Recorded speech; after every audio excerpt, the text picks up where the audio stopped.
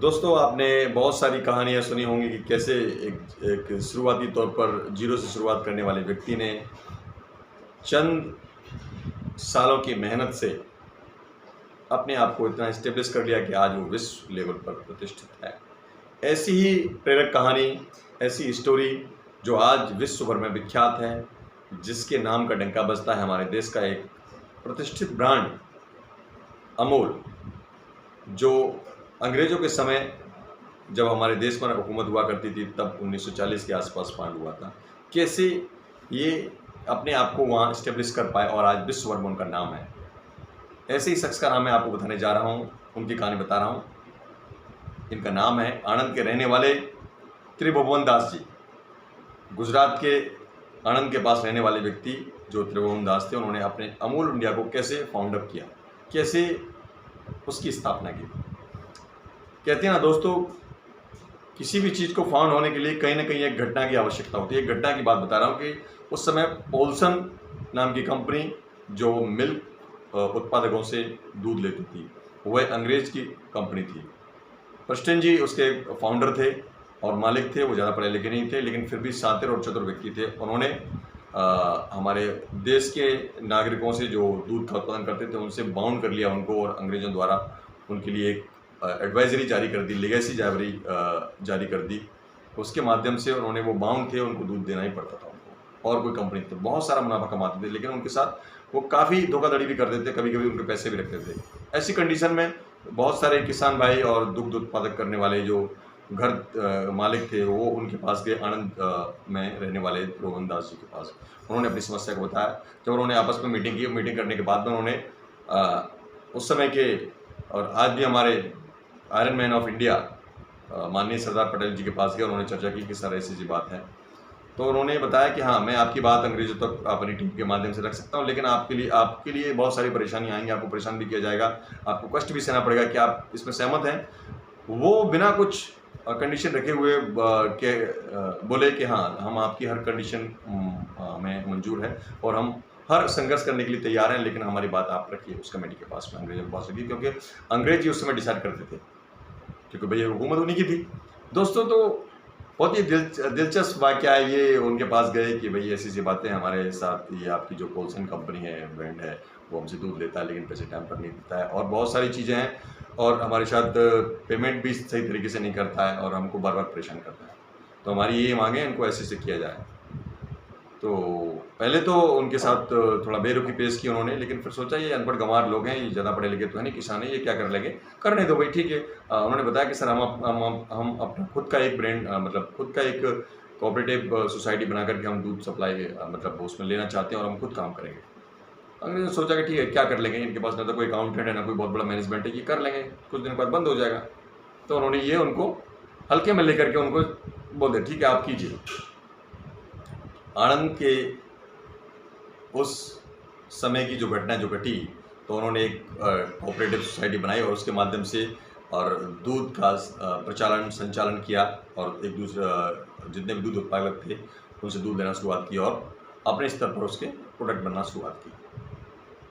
दोस्तों, इसी कड़ी में एक नाम आता है वर्गीस कुरियन का। वर्गीस कुरियन जो इसके को फाउंडर हैं, उस समय स्टडी कर रहे थे, और स्टडी करने के बाद में उन्होंने अंग्रेजी हुकूमत से एक नियम था कि अगर कोई व्यक्ति पढ़ा लिखा है जो विदेश जाकर पढ़ाई करना चाहता है तो हम उसको अपनी फंडिंग देंगे गवर्नमेंट्स के आधार पर। तो उन्होंने फंडिंग दी और वो वहाँ जाकर के उन्होंने डिग्री प्राप्त की। लेकिन डिग्री चॉइसेस के हिसाब से नहीं मिलती, वहाँ की चॉइसेस के हिसाब से मिलती।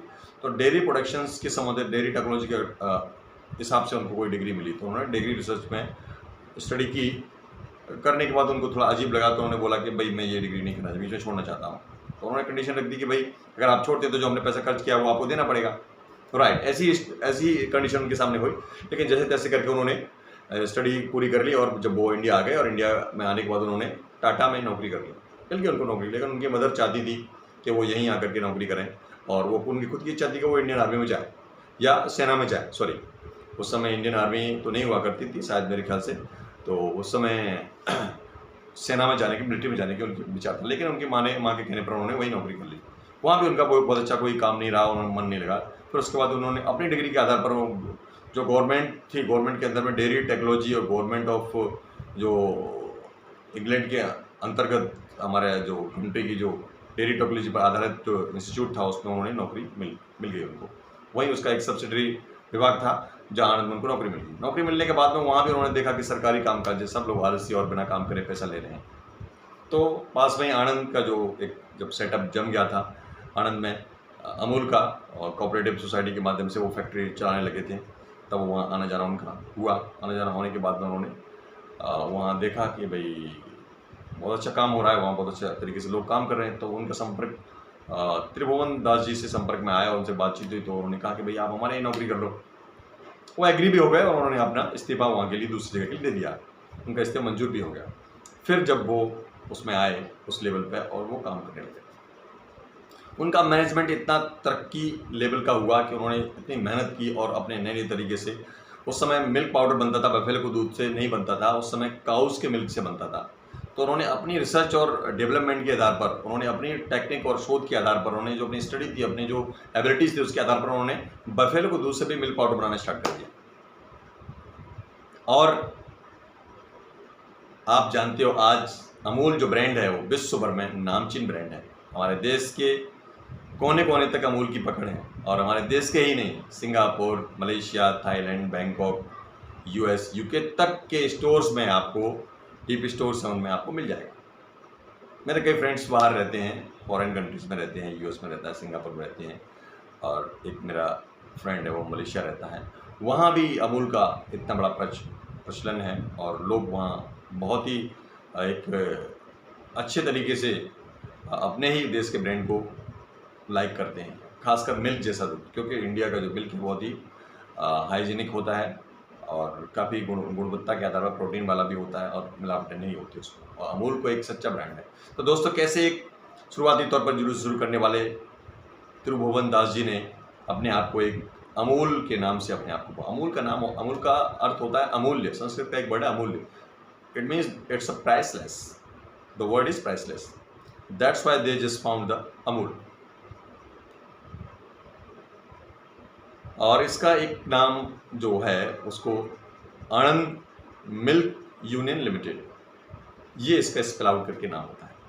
तो दोस्तों, आज आप जानते हैं अमूल की अपनी ये कहानी कितने लेवल पर अपने आप में एक विश्व विजेता टाइप में और एक लीगेसी टाइप में अपने आप को प्रमाणित कर पाई और अपने आप में आज इतना बड़ा ब्रांड है। दोस्तों, कोई भी चीज़ छोटी नहीं होती, शुरुआत करने के लिए आपको पहला कदम ही चलना पड़ता है, और इस कदम की शुरुआत आपको जीरो से शुरुआत करनी होती है, और धीरे धीरे करके ये आपको बुलंदियों तक ले जा सकता है, बशर्ते आपको पूरी मेहनत, लगन और अपने बिलीफ सिस्टम से और अपने नियमित कार्यशैली से, जो लगातार प्रयास करने से आपको ये प्राप्त होती है। देखते रहिए हमारा YouTube चैनल रोनी ब्लॉग, और आपको ये स्टोरी हमारी कैसी लगी इसके लिए सब्सक्राइब करें, लाइक करें और ज़्यादा से ज़्यादा बड़े ग्रुप में शेयर करें।